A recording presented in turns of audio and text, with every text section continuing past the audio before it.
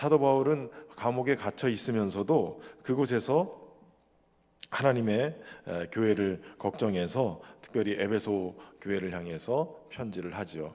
무엇보다도 자신이 그 감옥에 갇혀 있으면서도 그 감옥 속에서 하나님의 영광을 보면서, 어찌 보면 복음을 위해서 감옥에 갇혀 있지만 그러나 하나님이 주신 이 놀라운 비밀, 그리스도를 통해서 세우신 이 교회, 이 교회를 향한 하나님의 놀라운 계획들을 보면서 그러면서 내가 이 사명을 감당하길 잘했다. 어찌 보면 그런 뿌듯함이 있는 거예요. 교회학교 선생님들이 아이들을 이렇게 케어하면서 아이들을 이렇게 가르치면서 사실은 아이들을 이렇게 교회학교 선생님들이 가르치는 게 이게 만만한 건 아니거든요. 말 잘 듣고 착한 아이들만 있으면 얼마나 좋아요. 이 아이들도 그렇게 말도 잘 안 듣고 착하지도 않고 때로는 막 얼마나 그냥 막 정신없는지 막 그래요. 그리고 열심히 수고를 해도 표가 안 나요. 그럴 때가 있어요. 그러면 어느 순간인가 막 지칠 때가 있거든요. 그런데 하나님께서 깨닫게 하시는 진리 안에서 이 그리스도의 몸으로서의 교회가 어떻게 세워져 가는지, 이것을 깨달으면 깨달을수록 그 교회를 통한 하나님의 영광이 어떻게 드러나는지를 알면 알수록 이게 보람을 느끼게 되는 거예요. 이 아이들이 지금은 이렇지만 조금 크면, 조금만 지나면 10년, 20년이 되면 얼마나 멋지게 변화가 될지 모르는 거예요. 기가 막히게 변하는 거예요. 지금 중고등부나 우리 교회 학교가 지금 없는 교회들이 서울에도 지금 상당수가 우리 교단 안에도 많고, 특별히 거제 안에도 교회 학교가 없는 교회들이 점점 늘어나고 있어요. 빈익빈 부익부 뭐 이런 얘기도 하잖아요. 가난한 데는 계속 더 가난해지고 부한 데는 계속 부해지는데, 그 이유 중에 하나는 교회 학교가 한두 명 아이들이 남아 있으면 이 아이들이 한두 명 가지고 부흥이 안 되니까, 그러니까 시골 교회나 어려운 교회에서, 작은 교회에서 이 아이들에 대한 교육이 제대로 되지 않으니까 교회 학교를 할 수가 없는 거예요. 봉사자도 없고. 그러다 보니 부모들이 그러면 우리 아이들 미래를 어떻게 할 거냐, 신앙생활 어떻게 할 거냐, 그래서 눈을 돌리게 되는 게 그래도 교육 시스템이나 이런 것들이 어느 정도 되어 있는 큰 교회로 가자. 그래서 교회를 옮기는 경우가 꽤 있어요. 우리 교회도 그런 분들이 꽤 많아요. 이제는 부모 세대가 자녀 세대를 걱정하는 거예요. 이 아이들을 믿음으로 양육할 수 있을까? 이 아이들이 점점점 하나님을 떠나는 것 아닐까? 그런 걱정을 하면서 부모들이 이제 교회 학교가 있는 교회로, 또 교회 학교가 잘 되는 교회로 이렇게 보내오는 거예요. 그런데 재미있는 거는 우리 교회도 교회 학교는 아이들을 먼저 등록을 시켜놓고 적응을 하는지 은혜를 받고 있는지 이걸 먼저 보고 부모들은 한 1년이나 2년 뒤에 등록을 해요. 그러면 안 돼요. 왜냐하면 부모들이 먼저 그걸 왜 1년씩이나 지켜보고 있어요. 등록을 안 하는 거는 이런 거예요. 제가 너무 날카롭게 꼬집는지 모르겠지나 아이들이 잘 적응하는지 보고, 이건 핑계고, 아이들은 잘 교회에다가 다 맡겨놓고 교회에서 신앙 지도를 잘 받게 만들고 본인들은 교회에 제한을 안 받고 마음껏 놀겠다는 거죠. 예배도 드리긴 하지만 괜히 제한을 받아가지고 귀찮게 이렇게 하고 싶지 않다는 거예요. 그 기간이 너무 길어지면 아이들이 그걸 안다니까요. 부모님들이 믿음 생활 어떻게 하는지 아이들이 보고 잘하는 거예요. 먼저 내가 믿음 안에서 세워져야, 그래야 자녀들이 거기에 따라오는 거예요. 부모의 믿음, 이거 보고 따라오는 거죠. 그래서 이게 굉장히 중요한데, 어찌됐든 간에 교회들이 지금 교회 학교 부흥, 이게 참 어려워요. 그럼에도 불구하고 어디는 또 교회 학교가 잘 되는 데가 있어요. 청년 안 된다 그러는데 또 청년들도 엄청나게 작년들보다 더 잘 되는 데가 있어요. 그래서 저는 우리 교회가 좀 소문났으면 좋겠어요. 교회 학교 잘 되는 교회로. 우리 선생님들이 열심히 기도하는 만큼 또 좋은 역사가 일어날 줄로 믿습니다. 제가 신현교회 딱 부임할 때, 우리 주일날 낮 예배 어른들 예배가 한 900명에서 1000명 여기 왔다 갔다 했어요. 아이들은 제적 인원이 1000명이 넘었고, 아이들 처음에 부임했을 때 중고등부까지 우리 교회 학교 아이들이 750에서 800명이었어요. 출석만. 그러니까 야, 제가 우리 교회를 딱 들어오면서 이 우리 신현교회 이 교회 학교가 이렇게 잘 되는 교회가 전국에도 몇 개 없구나. 저는 사실 예배당 이 건축도 저는 제 혈액형이 트리플 A라고 말씀을 드렸잖아요. 트리플 A. 그래서 굉장히 소심하고 막 돌다리도 막 두들겨 보고 이렇게 하는 사람이에요.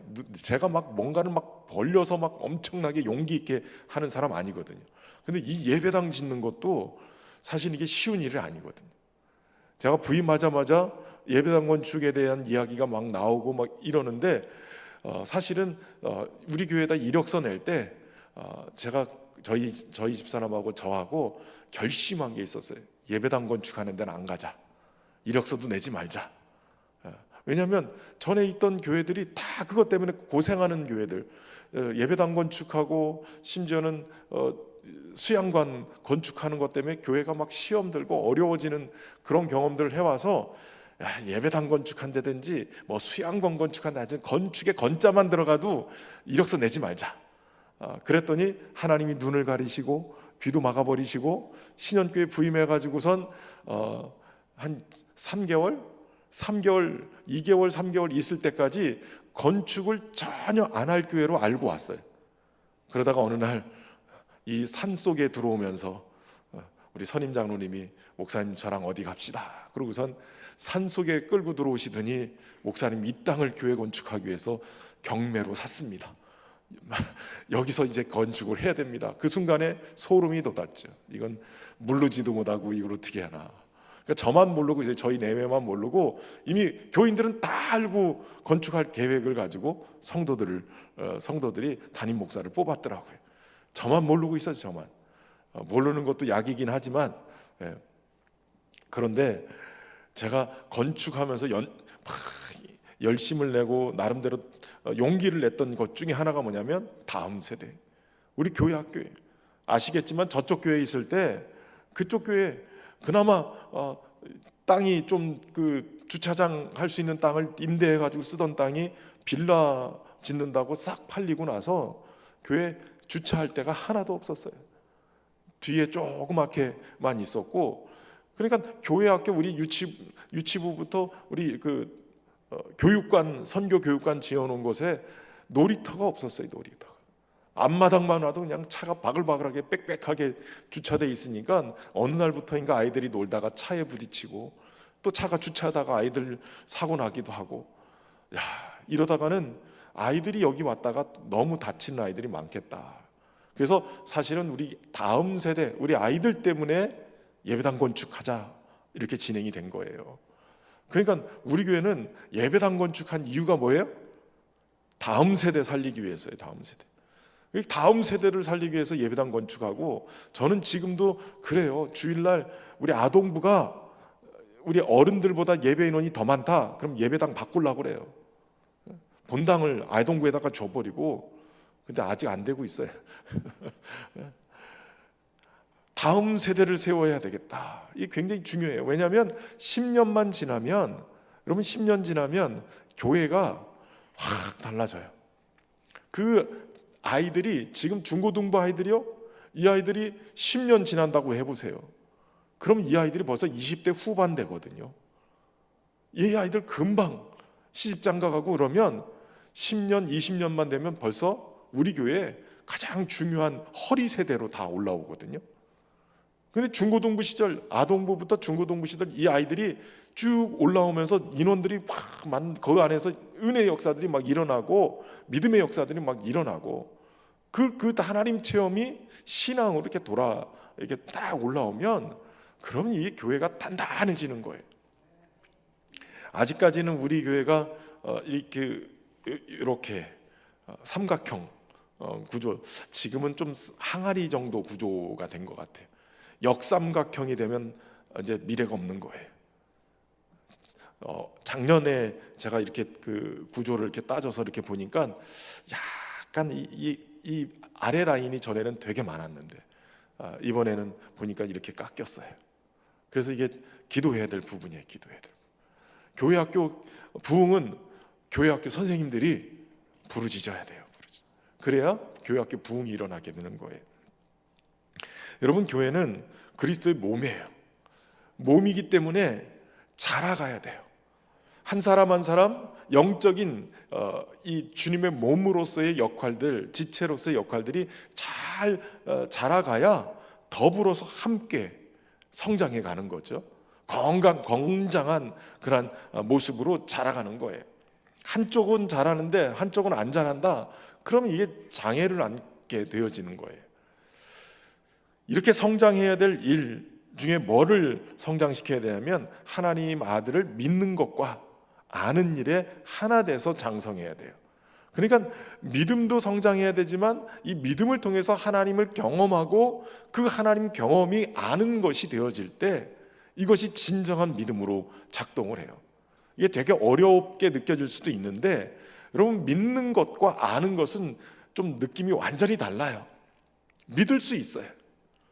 이게 수박이 있다라고 믿을 수 있어요. 수박이 얼마나 시원하게 시원하게 해가지고 먹으면 막 당도도 있고 물도 막 설명은 들을 수 있어요. 이 수박이 있어. 믿을 수 있어요. 그러나 먹어봐야, 맛을 봐야 이거구나라고 알게 되고 그 다음부터는 수박을 보면 침이 샥 고이는 것처럼 하나님도 믿는 것에서 주님을 믿음을 통해서 하나님을 기쁘시게 하고 하나님 자신을 찾는 자에게 상 주시는 힘을 믿을 때 주님이 정말 상을 주시거든요. 은혜를 주시는 거예요. 그래서 그 하나님을 경험하는 것이 또 다른 우리의 믿음의 도약이 되는 거예요. 그래서 믿음을 통해서 하나님을 만나지만 만난 그 하나님을 경험하는 것을 또한 믿음을 통해서 경험하기 때문에 이것이 아는 것이 돼서 나에게 믿음의 성장을 만들어내요. 여러분, 주님과 동행하는 삶이 그래서 굉장히 중요해요. 하나님에 대해서만 듣지 말고 하나님을 경험하고 아는 은혜가 있길 바랍니다. 씹고 뜯고 맛보고 요즘 그런 거 많이 나잖아요. 선전 많이 나잖아요. 하나님을 경험해야 돼요. 하나님을. 여러분, 하나님을 경험할 때는 믿음의 도전들이 있어요. 때로는 하나님을 경험할 때 우리가 생각하는 것보다 더 크신 하나님, 우리 생각보다 더 높으신 하나님의 생각이기 때문에 하나님은 하나님을 경험하게 하기 위해서 우리를 도전해요. 이렇게 불러내세요. 어디로 불러내냐면 믿음이 필요한 곳으로 불러내세요. 믿음이 필요한 사건으로 불러내세요. 무슨 얘기냐면 여러분, 내가 하나님을 생각하고 아는 것만큼 하나님을 내가 경험한다. 그럼 얼마큼 경험할 수 있을까요? 여러분, 하나님은 우리에게 하나님을 경험할 수 있도록 하나님 크기의 일을 우리에게 맡기세요. 그 하나님 크기의 일에 우리를 불러내시는 거예요.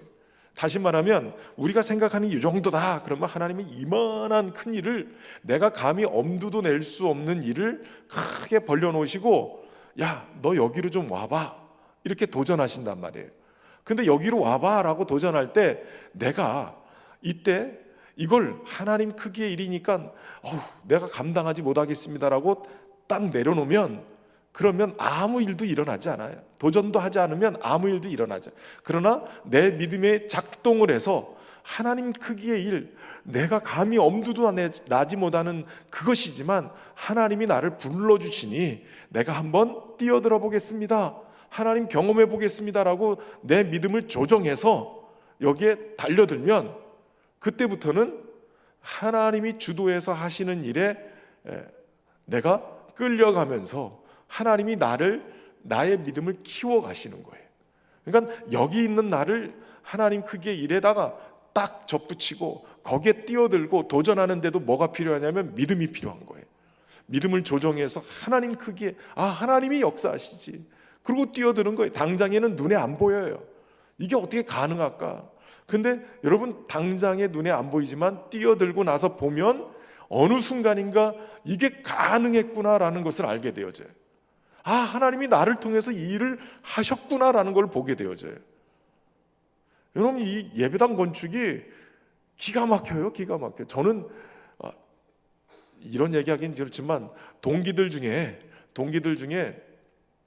저희가 모임하는 지금 한 28년 정도 모임을 하고 있는 동기 목사들이 있어요. 신학교 때부터 이렇게 탁 모여가지고 같은 나이 또래가 그러면서 총각 때부터 모여가지고 지금 28년 되니까 벌써 한 녀석 장가 보냈어요.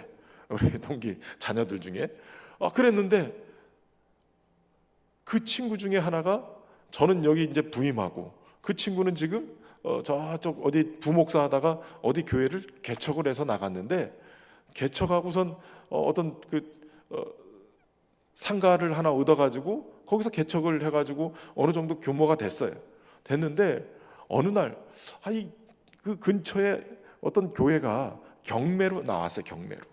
그 교회는 망해서 경매로 나온 게 아니라 그 목사님도 어디 하나가 좀 이렇게 마음에 들어서 거기다가 덜컥 넣었다가 되는 바람에 이 건물을 급히 팔아야 되는 상황이 돼버렸어요.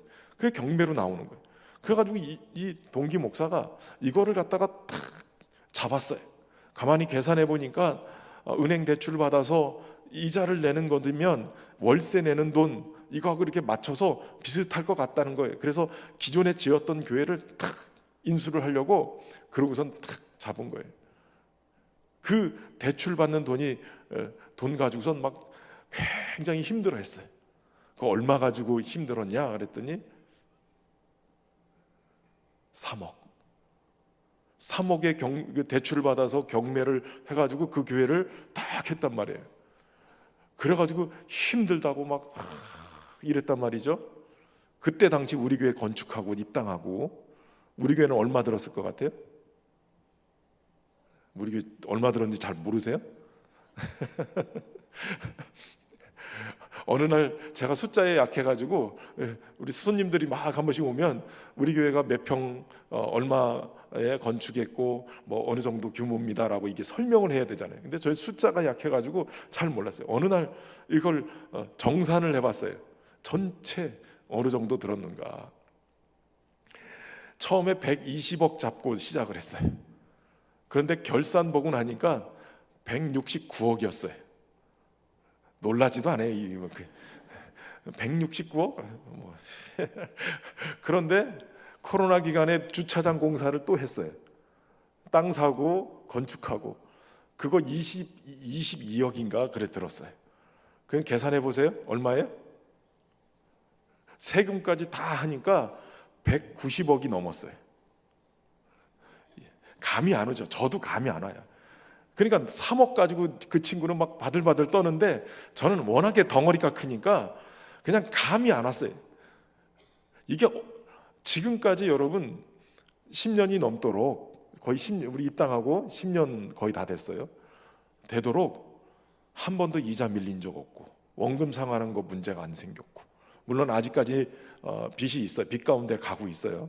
그러나 하나님이 우리의 걸음걸음을 인도해 가시는데 이 엄청난 금액에 여러분 코로나 터졌을 때 교회 부도난 교회들 엄청나게 많았어요. 서울에 있는 교회들이 우리 교단 한 노회만 10개 교회가 부도가 나가지고 경매로 다 넘어갔어요. 건축하고 나서 이자나 이 원금 상환을 해야 되는데 교회 성도들이 다 빠져나가고 막 줄어들어 버리니까 헌금이 줄어가지고 교회들이 다 건축 다 해놓고 그거 다 누가 샀냐면 경매로 넘어간 거 다 이단들이 샀어요. 신천지가 다 사버렸어요. 그런데 하나님 은혜로 여기까지 오게 되고 정말 이게 돌아보면 이게 하나님 크기의 일이잖아요. 제 성격으로는 건축 안 하는 교회에 오겠다고 했는데 눈 가리고 귀 막고 이렇게 속이신 건 아니지만 그래도 여기 딱 갖다 놓으시더니 지난 교회에서 굉장히 어렵고 힘들었던 그 건축이나 이런 과정들을 다 겪으면서 하나님이 이걸 반면교사로 역으로 사용하셔서 이렇게 하면 힘들어져, 이렇게 하면 안 돼, 이걸 배우게 하시고 저를 여기다 갖다 놓으시더니 건축을 하게 만드셨단 말이에요. 우리 장로님들이 힘을 써가지고 막 애써가지고 건축을 다 하고 우리 교회가 다 입당하고 여기까지 올 때까지 정말 돌아보면 이게 어떻게 가능할까 싶은 거예요. 하나님 크기의 일이니까 그저 믿음으로 따라간 거예요. 기도하고 따라가고 금액만 처음부터 막 190억 이랬다면 감히 상상도 못했을 거예요. 사실 그때는 주판을 좀 튀겨봤어요. 시작할 때는 처음에 100억 뭐 이렇게 120억 뭐 최대 잡았을 때 그때는 요 정도 헌금이 나오고 우리 교회가 1년 예산에 요 정도 예산이 항상 이렇게 여유가 있어서 요걸로 이렇게 작정 헌금하고 우리 성도들 헌금하면서 이렇게 하면 그러면 요 정도 빚은 대출 받은 거는 이거 뭐 한 10년만 우리가 이렇게 하면 얼마든지 계산이 가능해 이러고 계산하고 시작했거든요. 그런데 어느 날 보니까 이게 계산으로 되는 게 아니에요. 아까 말씀드렸잖아요. 120억인데 결산 보니까 169억이었다니까요. 그것도 감사한 게 담임 목사가 주도해가지고 120억인데 169억 나왔다 그러면 담임 목사 쫓겨나요.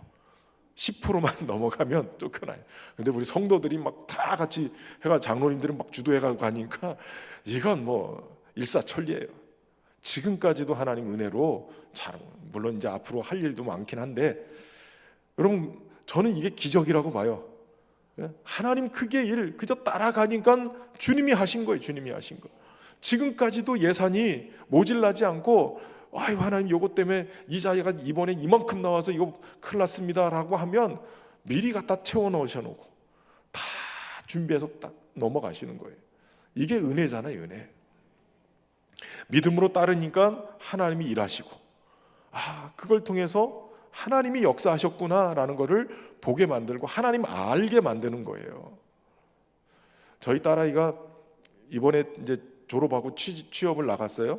부산 해운대에서 상담 복지 뭐 이런 쪽으로 취업을 나갔는데 첫 월급 딱 받더니 좌절 모드로 빠졌어요. 이 얘기하면 또 우리 혼나는데 우리 청년들이 첫 월급 받으면 좌절이잖아요. 왜 이렇게 일하는데 요거밖에 안 줘? 뭐 이런 거 있잖아요. 아무리 계산하고 막 해도 돈을 모을 수 있는 뭐 이런 게 안 되니까 막 좌절하는 거예요. 그런데 염려하고 걱정하는 거예요. 그러나 가만히 보니까 하나님이 하시는 삶, 하나님께 맡기면 하나님이 인도해 가시는 게 경험되어지니까 그래도 하나님께 맡기고 따라가. 여러분 재정에 관련된 부분도 하나님을 향한 믿음으로 고백하고 사는 게 중요해요. 하나님이 내 삶의 주관자가 되시고 내 삶을 먹이시고 입히시고 인도해 가시는 분은 하나님이시다. 공급하시는 분이 하나님이시다라는 것을 인정할 때 헌금도 하는 거예요. 헌금 못해요. 여러분 계산 뽑아가지고 도저히 이걸 어떻게 헌금해? 이렇게 할 수 있어요. 그런데 저하고 저희 집 사람은 그 부분에 대해서 하여튼 전도사 때부터 훈련하고 막 해와서 그래서 그런지 모르지만 그냥 하나님이 알아서 채우시고 하나님이 공급하신다는 걸 알아요. 신현교회도 부임해가지고 여기 와서도 하나님이 건축하고 진행하는 것도 하나님이 하시는 게 보이는 거예요. 저희 장인어른이 예배당 건축 때문에 막 하면서 재정부장이셨는데 이자를 내야 되는데 IMF 때 이자를 내야 되는데 막 한 달에 이자만 몇 천만 원씩 막 내야 되니까 교회가 막 정신이 없는 거예요. 근데 재정부장님이니까 기도를 하셔야 되잖아요. 이자를 이번 주에 막아야 될 돈이 얼마인데 그렇게 기도를 하면 하나님이 사람을 보내신대요. 그래서 신문지에 둘둘 말았던 돈을 딱 내놓으면서 하나님이 갖다 주랬다는 거예요. 그래서 그 얘기를 항상 하세요. 사위가 목사인데 장로님이 항상 데려다 놓고 이런 하나님 경험해 봐야 돼. 하나님은 공급하시는 하나님이셔. 기도에 응답하시는 하나님이셔. 막 이렇게 자랑하셨거든요. 이게 진짜 그런가? 그랬는데 예배당 건축하고요. 예배당 건축하고 입당하면서 우리 이 건축 헌금도 막 하고 막 이랬잖아요. 작정도 하고. 근데 제가 트리플 A형이라 하나님 이만큼의 예산이 필요한데 요거밖에 지금 작정이 안 되고 요거밖에 헌금이 안 들어와요. 이게 어떻게 하면 좋아요? 그러니까 하나님이 저를 훈련을 시키시나고 그랬는지 어느 날 전화가 왔어요. 우리 교인이 아니에요. 다른 교회 권사님이에요. 기도하다가 신현교회 건축 헌금 갖다 주라고 하는데 목사님 혹시 저희 집에 신방 오실 수 있어요? 그러고 가서 신방하고 그 자리에서 제가 1억짜리 이만한 박스를 들고 왔어요. 우리 교인이 아닌데 1억짜리 박스를.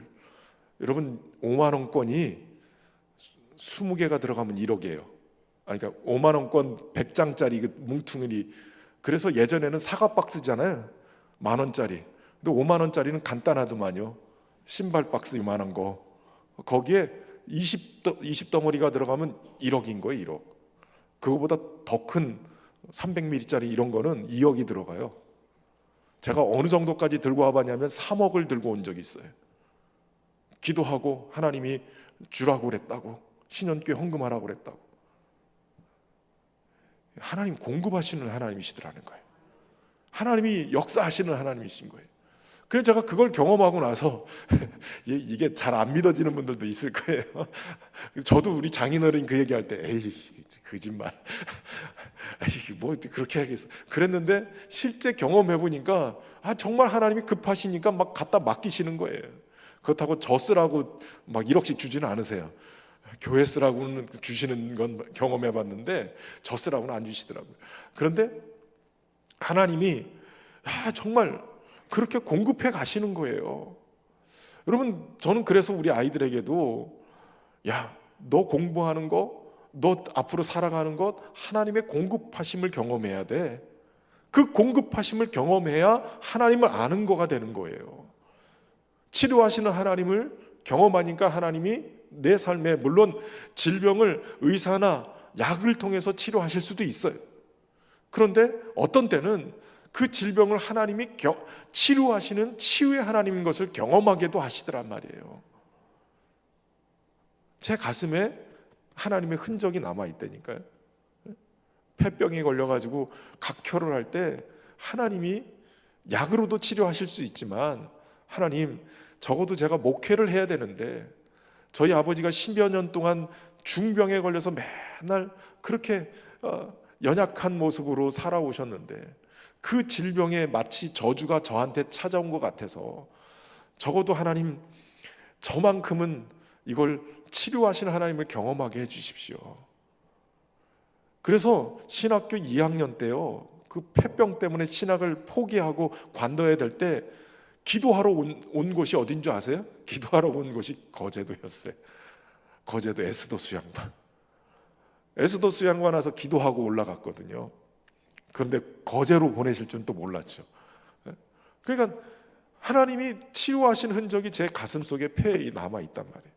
그래서 적어도 하나님은 모든 질병의 치료자이시기도 하고, 물론 질병을 통해서 치료하시는 하나님이시기도 하지만 또 질병을 통해서 나를 깨닫게 하고 또 선한 길로 또 인도해 가시는 하나님이시기도 하세요. 안 고쳐주시기도 하세요.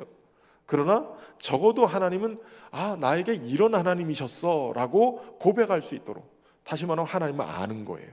그러니까 믿음이 하나님을 아는 대로 연결해 가요. 그래서 하나님을 체험하고 나면 그것이 나의 믿음으로 더 견고하게 이렇게 채워져 가는 거죠. 그러면서 여러분 믿음이 장성하게 가는 거예요. 그리스도의 장성한 분량에 충만한 데까지 우리를 이렇게 키워 가시는 거죠. 그래서 여러분 우리가 주님의 장성한 분량이 충만한 데까지 믿음이 자라가기 위해서 뭐 해야 될 일이 있다면 그것은 그리스도의 몸으로 우리가 연결되어져서 하나 되어지는 것, 그리고 주님의 몸으로서 같이 더불어서 세워져 가는 것이 필요한 거예요. 한 사람만 믿음이 막 기가 막힌 사람으로 크는 게 아니라 주변에 우리 공동체가, 우리 교회 공동체가 같이 이렇게 키워져 가야, 그래야 성장해 가야 교회가 더 든든하게 세워져 가는 거예요. 그러면 그런 그리스도의 몸으로서 교회가 그렇게 성장하기 위해서 뭘 해야 되냐? 이방인으로 주님과 상관없을 때의 일들을 벗어버리라는 거예요. 여러분 이방인의 마음이 허망한 것에 행했던 것들, 다시 말하면 하나님과 관계가 없이, 하나님 없이 살았을 때의 그 삶, 이것들을 벗어버리라는 거예요. 이걸 우리가 옛사람이라고도 얘기해요. 옛습관, 옛사람, 썩어져가는 구습을 따라서 옛 것들을 벗어버려야 되는 거예요. 사실 감각 없는 자가 돼서 방탕하게 되고 마음이 굳어지고 총명이 어두워져서 하나님 없이 살았단 말이에요. 그런데 이제는 우리가 하나님 있는 자로, 하나님의 생명을 가진 자로 살게 되어졌어요. 성령님이 우리 안에 오셔서 하나님을 아버지라고 부르게 만들었단 말이에요. 그래서 하나님 앞에 살게 됐는데, 문제는 우리의 신분과 소속은 바뀌었는데 습관이 안 바뀐 거예요. 옛사람의 습관, 이방인으로 살 때의 습관, 무지하고 총명이 어둡고 마음이 굳어졌던 그 옛 모습으로 자꾸 돌아가려고 하는 옛사람의 습관을 그대로 가지고 있다는 거예요. 그래서 옛사람을 벗어버려야 돼요. 습관을 벗어버려야 돼요. 그러려면 먼저 뭐가 필요하냐? 마음을 새롭게 하는 게 필요해요. 심령이 새롭게 되는 것이 필요하다는 거예요. 여러분, 새 옷을 입으려면 먼저, 그렇잖아요.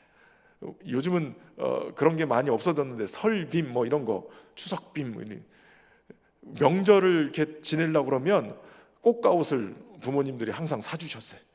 시장이든 어디든 가서 옷 한번 싹 빼가지고. 그런데 그 새 옷을 입으려면 뭐 해야 돼요? 요즘 젊은 사람들은 그렇지 않지만, 저희 어렸을 때는 이따만한 빨간 다라에다가 물을 잔뜩 받아놓고, 뜨거운 물 받아놓고 첫째 가서 불려요. 특별히 구정 이때는 한겨울을 다 났기 때문에 다 온통 다 온몸에 그냥 막 두꺼운 옷들 막 입고 이러고 내복까지 입고 그러고서 막 있던 때라, 구정 때쯤 되면 이미 한 3개월 그냥 다 목욕도 안 하고 막 이랬던 때가 있었어요. 그래가지고 그냥 목욕하면 샤워하면 되지도 않아. 그래서 빨간 다라에다가 물을 끓여가지고선 거기다가 뜨거운 물을 담궈놓고, 그러고선 저희는 아들 셋이었거든요. 어머니가 첫째 들어가 그러면 들어가서 한 20분 불려서 나와 그러면 둘째 들어가, 그럼 불리는 동안 저를 막 때타올로 막 밀었어요. 그리고 나서 새 옷을 입는 거예요. 그 옷은. 여러분, 우리의 옛 사람을 벗어버리고 해야 될 일이 뭐냐? 벗는 것도 중요하지만 심령을 새롭게 하는 것이 필요해요. 심령이 새로워지지 않으면 습관이고 뭐고 다 새로워지지 않아요. 그래서 심령이 새로워져야 되는데, 우리의 마음이, 우리의 속사람이 새로워지려면 어떻게 해야 되냐? 물과 성령으로 거듭나야 돼요. 성령으로부터 거듭나야 돼요. 우리 마음은, 속사람을 변화시키는 것은 성령님이신 거예요. 우리의 영을, 죽은 영을 깨우고 성령의 호흡으로 불어넣으셔가지고 우리의 영혼이 다시 호흡하게 만들고, 그러면서 우리의 속사람을 완전히 새롭게 만드시는 거예요. 엊그제 보니까 이영표 씨가 한번 간증하는 영상이 떴더라고요. 자신은 기독교를 굉장히 증오했대요. 쓴 거짓말이고 안 믿는다고 막 증오했대요. 그런데 어느 날 본인이 그럼 이렇게 제안을 했다는 거예요. 하나님, 내 앞에 있는 이 컵을 요만큼 옮겨 주십시오. 그럼 내가 그거 보고 믿겠습니다. 아니면 하나님이 짠 하고 앞에 나타나 주십시오. 그럼 내가 믿겠습니다. 근데 이게 안 되더라는 거예요. 하나님이 그거에 또 역사하면 다 믿죠. 안 되더라는 거예요. 그런데 그 순간에 무슨 생각을 했냐면, 하나님, 이거는 눈에 보이는 거니까 이게 뭐 그럴 수도 있고 아닐 수도 있는데 안 그러니까 내 마음을 한번 변화시켜 주십시오. 내 마음을 한번 싹 변화시켜서 하나님을 좀 믿을 수 있게 변화시켜 줘 보십시오. 그럼 내가 믿겠습니다. 이렇게 기도를 했대요. 하나님 앞에 제안을 한 거죠. 근데 그렇게 딱 제안을 하고 나서 바로 마음속에 의심이 사라지기 시작했다는 거예요. 그럴 수도 있는 거 아닌가? 이러면서 점점 믿는 쪽으로 마음이 막 바뀌기 시작했다는 거예요. 그래서 지금 잘 믿는 믿음의 사람이 됐다는 거 아니에요? 간증도 하고 다니고. 여러분, 믿어지지 않으면 하나님, 내 마음을 바꿔주세요. 믿을 수 있게 역사해 주십시오. 성령님, 내 마음에 믿음을 주시옵소서. 여러분, 기도해 보세요. 변화가 일어나는 거예요. 성령님은 우리 심령을 변화시키시는 분이세요. 하나님으로부터 다시 태어나고 예수 그리스도를 나의 주인으로 인정하고, 주님이 명령하시는 것에 순종하기로 작정하고, 주님의 생명이 내 안에서 역사하시면 그때부터 내 안에 변화의 역사가 일어나기 시작하는 거예요. 그리고 나서 새 사람을 입는 거죠. 여러분, 새 사람은 심령이 변화된 것에서부터 내 생각, 내 말, 내 행동, 이 모든 것이 성령님이 역사하셔서 예수 그리스도가 나의 구주이심을 인정하고 그 인도하심을 따라서 살아갈 때 내 삶이 변화된 삶으로 살아가는 것, 이것이 새 옷을 입는 거예요. 무엇보다도 이 새 옷은 예수 그리스도로 옷 입는 거예요. 죄가 나를 지배하려고 계속 나를 유혹하고 넘어뜨리려고 할 때마다 예수님이 행하신 일, 예수님의 흘리신 보혈의 능력을 의지하는 거예요. 여러분, 죄는 주님의 보혈이 역사하셔야 씻겨지고 유혹이 끊어져요. 예수님의 보혈을 힘입어 성소에 들어갈 담력을 얻었나니, 여러분, 예수님의 보혈이 하나님의 성소, 하나님을 만나는 지성소로 우리를 이끌어갈 수 있는 담력을 주세요. 그러니까 죄 지었다고 무너져서 그 자리에 멈추는 게 아니라 우리로 하여금 예수님이 흘리신 보혈이 우리의 죄값을 치루었어, 예수님의 흘리신 보혈이 우리로 하여금 하나님의 은혜 앞으로 나아갈 수 있도록 길을 내주셨어, 이 사실을 믿음으로 고백하고 내 공로가 아니라 주님의 보혈의 공로를 힘입어서 따라가는 거예요. 여러분, 인생의 죄가 자꾸 우리를 발목을 잡고 넘어뜨리려고 할 때 뭐 해야 되냐? 저는 고등학교 때부터 교회 다니면서 다른 건 몰라도 찬송은 좀 많이 불러야 되겠다, 그러면서 찬송을 많이 불렀어요. 특별히 옛날 어른들이 막 귀신을 쫓고 막 이런 거 할 때는 찬송의 능력이 있다, 막 이런 얘기를 많이 하셔가지고 찬송을 연구하고 막 부르고 그랬는데, 여러분, 죄의 유혹이 힘들게 우리를 유혹할 때마다 무슨 찬송 불러야 되냐면 보혈 찬송을 불러야 돼요. 주의 보혈 능력이 있도다, 주의 피 믿으오, 주의 보혈 그 어린 양의 매우 귀중한 피로다. 주의 보혈의 능력이 있어요. 여러분, 그 보혈을 가지고 우리 심령을 계속 덮으셔야 돼요. 예수님의 보혈로 덮어야, 우리의 삶을 계속 덮어야, 그리고 회개의 역사가 일어나야 죄가 우리를 다 붙잡고 있던 것을 끊어낼 수 있어요. 심령이 새로워지는 그 새 사람, 예수님으로 옷 입는 거예요. 주님으로 인하여서 살면, 주님이 일하시고 주님이 행하신 일, 주님의 말씀을 붙들고 살면 오늘 우리의 삶을 주님이 변화시켜 가시는 거예요. 주의 은혜 앞에서 그렇게 세워져 갈 수 있기를 주의 이름으로 축원합니다. 무엇보다도 그 변화된 삶의 모습이 어떤 모습으로 나타나느냐, 오늘 본문을 보면 거짓을 버리고 참된 것을 말하라라고 얘기해요.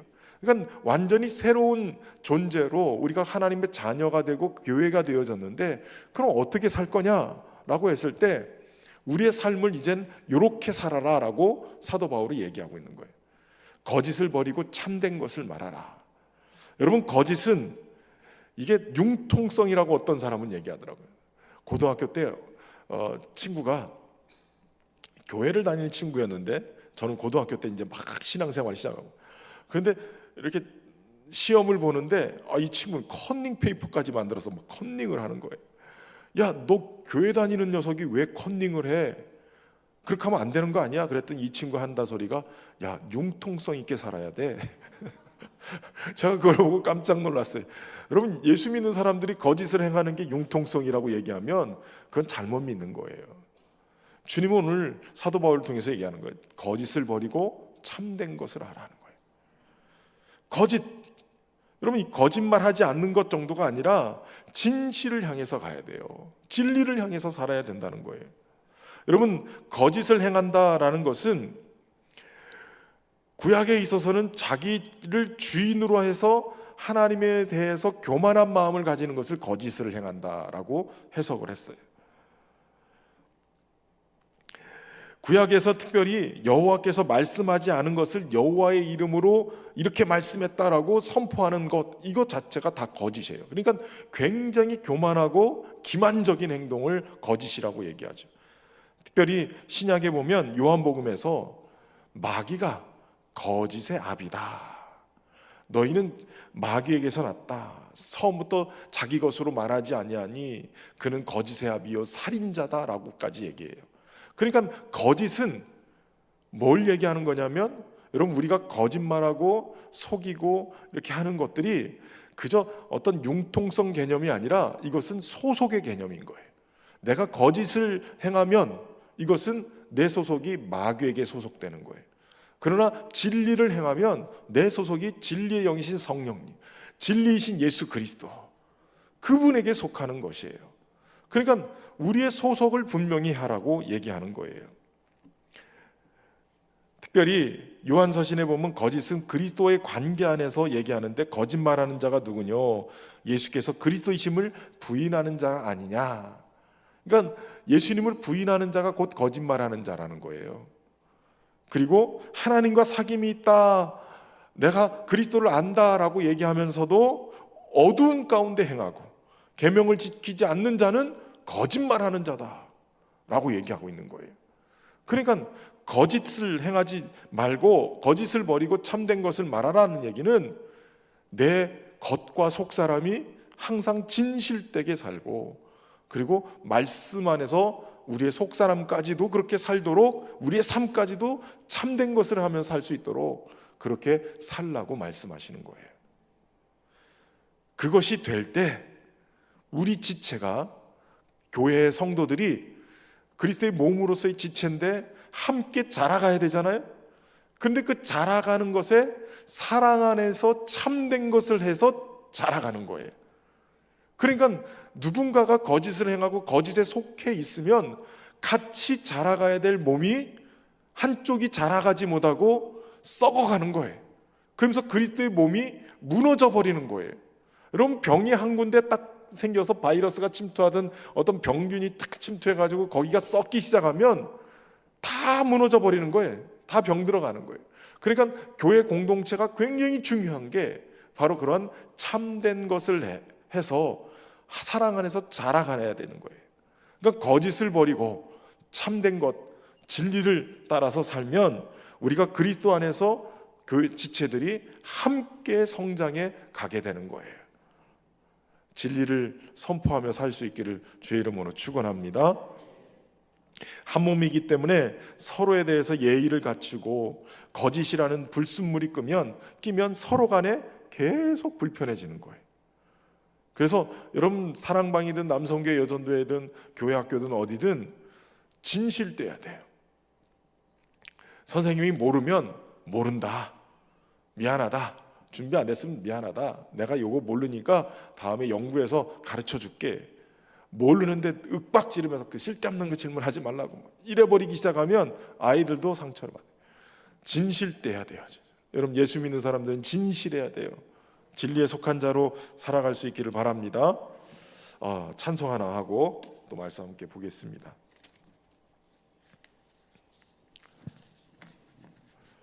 아까 보니까 하나님이 너를 엄청 사랑하신대, 이 찬양이 있던데, 네, 한번 이 찬양을 옆 사람한테, 이거는 진실이에요, 거짓이 아니라 얘기를 해주세요. 다시 얘기를 한번 해주세요. 하나님이 당신을 엄청 사랑하십니다.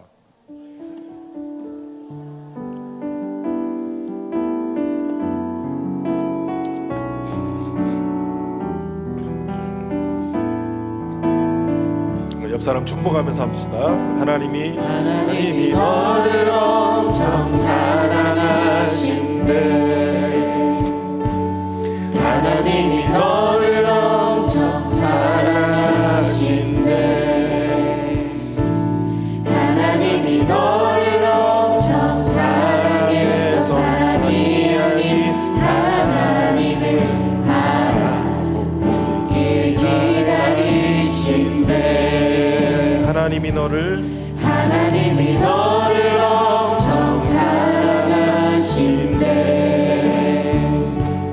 하나님이 너를 엄청 사랑하신대. 하나님이 너를 엄청 사랑해서 지금 눈앞에 어둠 속에 그저 두지 않으실 거래. 너를 엄청 사랑해서, 하나님이 너를 엄청 사랑하신대. 하나님이 너를 엄청 사랑하신대.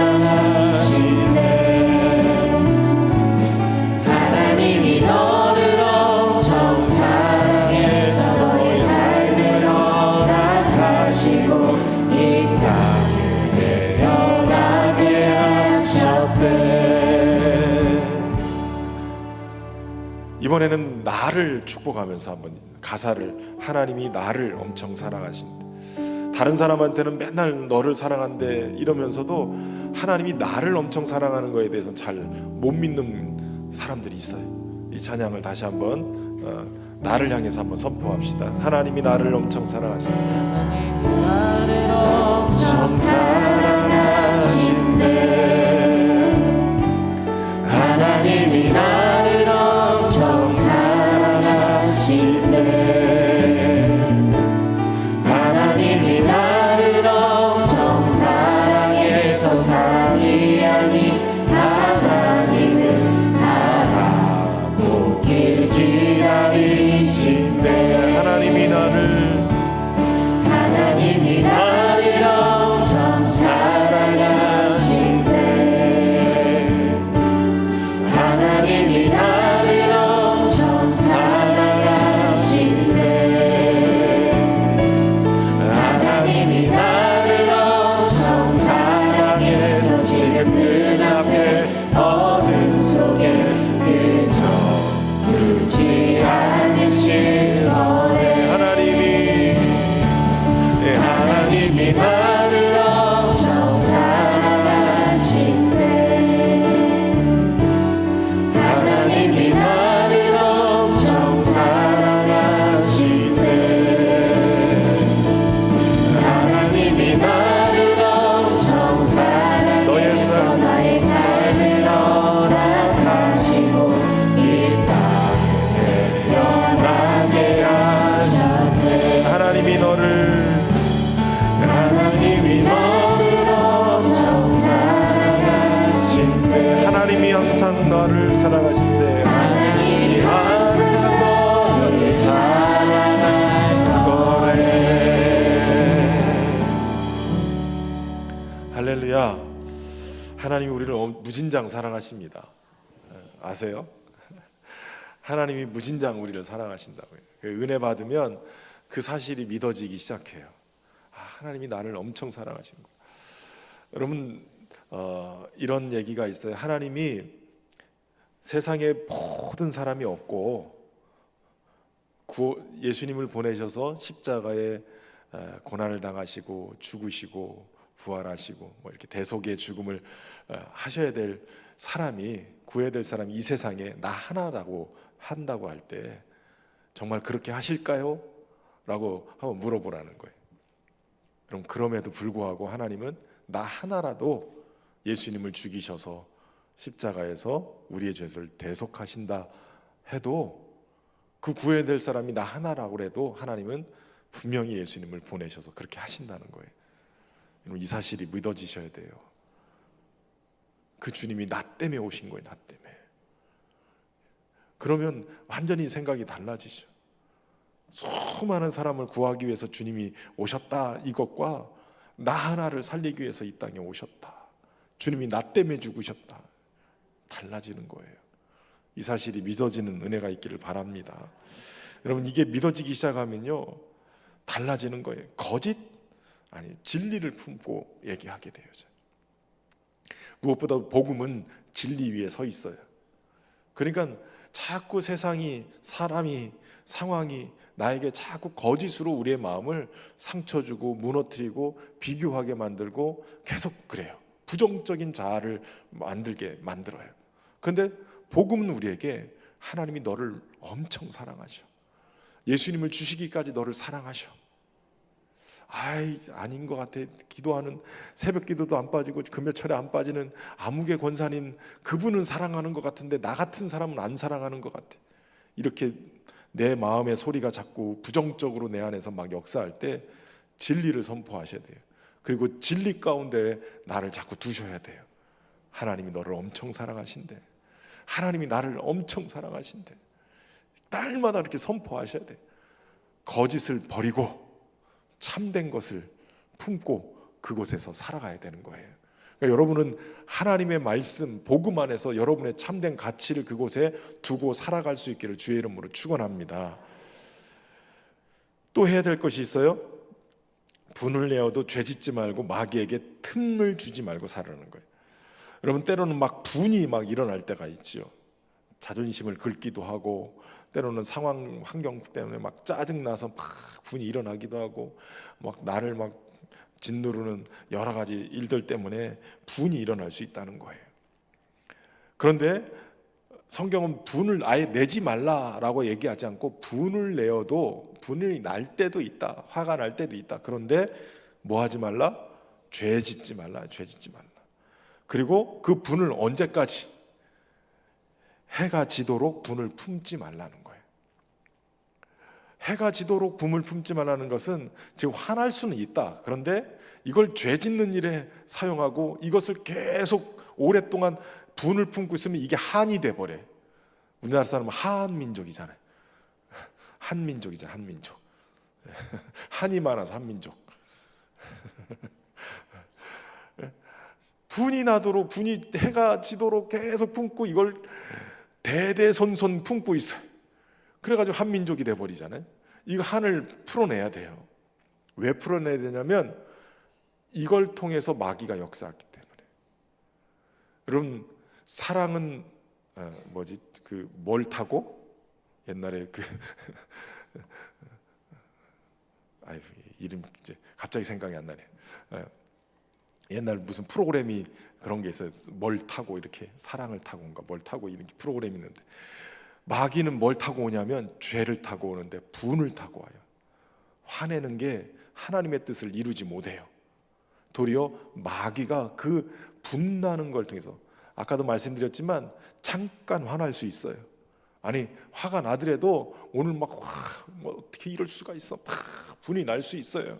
그런데 이걸 해가 지도록 품지 말라는 이유는 그 다음 날까지 밤새 묵상하고, 밤새구나 그 다음 날도 또 묵상하고, 묵상하다 보면 이 분이 한이 되기 시작해, 돌덩어리가 되기 시작해서 응어리가 지기 시작하고요. 이것을 통해서 뭐가 역사냐면 마귀가 역사해요. 여러분, 마귀는 진리 가운데 역사하지 않아요. 마귀는 항상 거짓 가운데 역사하고요, 분노 속에 역사하고, 우리의 상한 마음들을 가지고 역사를 해요. 그렇기 때문에 마귀가 틈타지 못하도록 분나더라도 이걸 그날 풀어내야 돼요. 마귀가 우리의 삶을 휘잡고 막 흔들리지 않도록, 분이 나면 하나님, 이런 때문에 막 제가 속이 상해요, 이런 문제가 있습니다. 그리고 하나님 앞에 가서 우는 거예요. 하나님 앞에 떼굴떼굴 굴르세요. 그리고 하나님께 주님이 주인이신 것을 고백하고 맡겨드리세요. 여러분, 우리가 주님이라고 고백하는 우리 예수님은 마귀의 권세를 깨트리시는 분이세요. 그러니까 마귀를 틈 못하도록 주님의 보혈로 덮어주시고 살아가게끔 만드는 거예요. 마귀는 분노를 통해서 역사해요. 성도의 분이 잘못되면 이것이 교회를 망가뜨리고 공동체를 망가뜨릴 수 있어요. 그래서 사람이 성을 내는 것이 하나님의 의를 이루지 못하는데, 더러운 것과 넘친 낙을 내버리고 너희 영혼을 능히 구원할 바 마음에 심어진 말씀을 온유함으로 받으라. 그러니까 분이 날 때 어떻게 해요? 이걸 벗어버리고 말씀으로 돌아가는 거예요. 말씀이 뭐라고 하셨는가? 억울한 일 당하면 마태복음 5장에 가서 주님이 산상수훈 가운데 말씀해 주신 것, 주님이 긍휼히 여기는 자는 긍휼을 받게 되고, 억울한 일을 당해도 주님의 은혜 앞에 나가서 말씀 붙들고 그렇게 기도하면 주님이 긍휼하심을 허락해 주시는 거예요. 그리고 무엇보다도 도둑질하지 말고 가난한 자들을 구제할 수 있도록 자기 손으로 수고하고 열심히 일하라 라고 얘기해요. 여러분, 여기서 중요한 것이 도둑질하는 자가 다시 도둑질하는 대로 가지 말라는 거예요. 도둑질한다는 것은 내가 수고하지 않고, 물론 도둑질하는 거라고 수고라고 얘기할 수 있겠지만 정당한 노동의 대가로 얻는 것이 아니라 남의 것을 쉽게 빼앗는 것, 이것을 얘기하는 거예요. 일확천금 이런 거 노리지 말고, 그래서 막 이것저것 이렇게 벌리지 말고 정직하게 일하고 하나님께서 주시는 땀 흘려서 수고한 것의 대가를 가지고 살라는 거예요.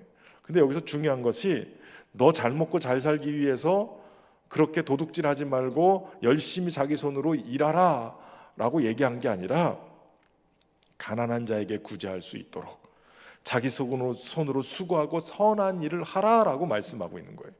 그러니까 여러분, 우리가 열심히 수고하고 땀 흘려서 얻는 노동의 대가, 월급 받고 돈 버는 것은 나 하나만 잘 먹고 잘 살기 위해서 주시는 것이 아니라 어려운 이웃들을 도울 수 있는 넉넉함을, 선한 일을 할 수 있도록 우리에게 그 일을 부어주시고 계시다는 거예요.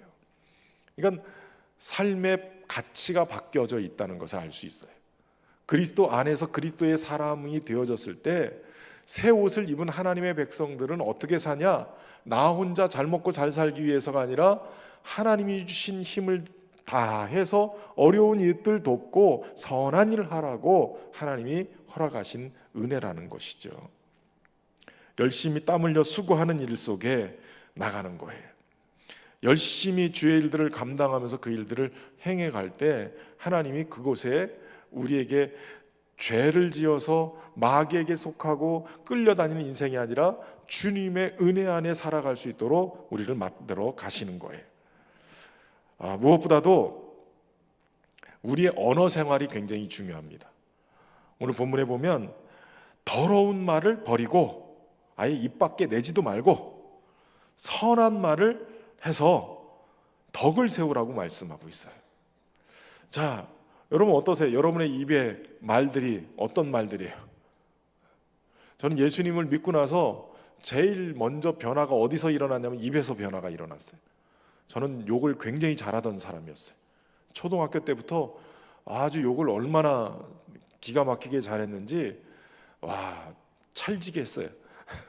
시범을 보일 수는 없고 목사님들 중에 욕을 잘해가지고 요즘 막 뉴스에도 나오고 막 이런 분이 계셨지만 저는 정말 욕을 잘했던, 그래서 초등학교 때 교회 다니던 친구에게 막 욕을 막 해고 그 친구를 감리교 권사가 됐는데 어느 날 만났는데 막 일러 바치더라고요. 목사님, 제가요 지금 목사인데요, 제가 초등학교 때 교회 간다고 얼마나 욕을 했는지 몰라요. 증인이 옆에 있었어요. 고향교회 갔더니 그러더라고요. 그런데 예수님을 믿고 나서 제일 먼저 뭐가 끊어졌냐면 욕이 끊어졌어요. 막 욕은 어때요? 욕은 막 저주하는 거죠, 저주. 뭐가 어땠다느니, 이걸 참 설명할 수도 없고, 참 아시죠? 이게 제일 먼저 끊어지는 거예요. 제일 먼저 말이 바뀌기 시작했어요. 예전에 최용덕 간사님이 낮해 밤달이라는 이 책에서 이제 잡지 같은 소식지에서 그런 글을 썼어요. 딸내미가 애들을 노는데 갔다 오더니, 유치원생인가 그랬을 때 갔다 오더니 아이가 생전 듣도 보도 못한 욕을 배워가지고 집에 와서 막 하고 다니더래요. 엄마 아빠가 깜짝 놀라서 야, 이게 뭔 소리냐 그랬더니 밖에 나가니까 아이들이 그런 욕을 하고 다니는 거예요. 이게 욕인지도 모르고 애들이 막 하니까 신기한 단어니까 애가 들어와가지고 엄마 아빠를 막 향해서 욕을 막 깜짝 놀라서, 그래서 아이에게 그거보다 더 강력한 욕을 내가 가르쳐 줄 테니까 따라서 해봐라. 그 욕이 뭐였냐면 야, 이 복받을 놈들아, 이 소리였어요. 야, 이 복받을 놈들아. 그러니까 이 아이가 그 얘기를 딱 듣고 배워가지고 골목에 가가지고 야, 이 복받을 놈들아 이러고 돌아다닌 거예요. 그러니까 아이들도 깜짝 놀랐죠. 여태까지 듣도 보도 못한 강력한 욕이 아이가 하니까 그 욕을 배워가지고 그 동네는 아이들이 야, 복받을 놈들아 이러고 돌아다녔다는 거예요. 여러분, 더러운 말 입 밖에도 내지 말래요. 예수 믿는 사람들은 아예 욕이든 뭐든 누군가를 저주하고 헐뜯는 말들은 입 밖에 내지를 말아야 되는 거예요. 여러분, 침이 입 안에 있을 때는 더럽다고 우리는 아무도 못 느껴요. 그런데 침이 밖으로 튀어나오는 순간 이거 더러운 거예요. 이 말이 안에 있을 때는 문제가 안 돼요. 밖으로 튀어나오면 그 욕이 누군가에게 엄청난 상처를 주고 아프게 하고 분열을 일으키게 만드는 더러운 말이 되는 거예요. 예수님 믿는 사람들은 말이 바뀌어야 돼요. 복음을 전해야 되잖아요. 복음을. 여러분, 복음을 전하려면 입이 복 받아야 돼요. 언어의 복을 받으셔야 돼요. 언어의 성령 충만을 받으셔야 돼요. 그래서 누군가에게 힘을 주는 얘기, 선한 일. 오늘 본문에도 덕을 세우는데 그 앞에 한 단어 있죠. 오직. 오직이라는 말은 뭐예요? 우리의 언어가 오직 덕을 세우는 데 쓰여져야 된다는 거예요. 우리의 말이 딴 얘기하지 말고 그냥 오직 덕 세우는데 선한 말을 해서 듣는 자에게 은혜를 끼치도록 하라. 여기는 중요한 원리가 하나 있어요, 여러분. 우리의 언어가 입에서 나가는 순간에 저 사람도 듣지만 제일 먼저 누가 듣는 줄 아세요? 내가 들어요, 내가. 그러니까 욕이 나가고 저주의 말이 나가면 제일 먼저 그 말에 걸리는 사람이 누구냐면 내 자신인 거예요. 그러니까 그 말에 저주가 내 심령에 들어와서 내 안에 저주가 돼버려요. 누군가에게 복을 전하면 그 복이 내 심령에 들어와서 나에게 복이 되어지는 거예요. 그러니까 더러운 말은 입 밖에 내지 말고 덕을 세우는 선한 말들을 입에 세우며 살아가야 되는 거예요. 덕을 세우다 할 때 이 세운다는 단어가 오이코노메라는 단어예요. 문자적 의미로는 집을 세운다는 거예요. 여러분 굉장히 중요하죠. 우리는 우리의 언어로 우리의 삶의 집을 짓고 있는 거예요. 그러니까 여러분의 인생의 집을 짓는데 더러운 말, 부정적인 말, 남을 헐뜯는 말, 이런 말로 여러분의 인생의 집을 짓는다고 생각해 보세요. 이거 부실시공이에요, 부실시공. 뭐 아파트에 뭐 철근 몇 개 빠져가지고 좀 난린데, 예? 뭐 지하철 어디에다 뭐 철근 몇 개 빠져가지고 난린데, 여러분 이 부실시공 될 수 있는 말로 여러분의 인생을 지으실 거예요? 아니면 덕을 세우는 일, 선한 말, 은혜 받는 말 해서 여러분의 인생의 집을 세울 거예요. 중요한 것은 우리가 덕을 세우는 그 일에 우리의 언어가 쓰여져야 된다는 거예요. 그래서 옆 사람도 축복하고 그리고 내 자신도 축복하고 남에게만 좋은 말 하지 말고 나에게도 좋은 말 하셔야 돼요. 제가 매번 얘기지만 거울 속에 보이는 그 사람 아침마다 축복하고 그러면서 나오시란 말이에요. 날마다 자기 자신에 대해서 하나님이 너를 사랑하신대. 옆 사람에게만 축복하고 은자한 미소를 띠지 말고 거울 속에 보이는 그 사람에게도 인자한 미소를 띠면서 하나님이 너를 사랑하셔. 하나님이 너를 무진장 사랑하셔. 아무개야 이름도 불러주면서 복음을 전하시라고요. 여러분 그렇게 되어질 때 은혜를 끼치는 거 있거든요. 그 얘기를 들으면서 내가 은혜를 받아요. 누군가를 축복하면서 그 사람도 은혜 받겠지만 듣는 사람이 있어요. 여러분 하나님은 들린 대로 행하시는 분이세요. 하나님은 너희 말이 내 귀에 들린 대로 내가 너희에게 행하리니라고 민수기에 말씀하고 계시거든요. 그러니까 우리가 어떤 말로 우리의 믿음의 집을 짓느냐 이게 굉장히 중요한 거예요. 여러분 안에 믿음으로 좋은 선한 말들에서 아름다운 믿음의 말들을 통해서 지어갈 수 있길 바랍니다. 오늘 저녁에 기도할 때 기도의 언어가 여러분에게 그렇게 쓰여지기를 주의 이름으로 축원합니다.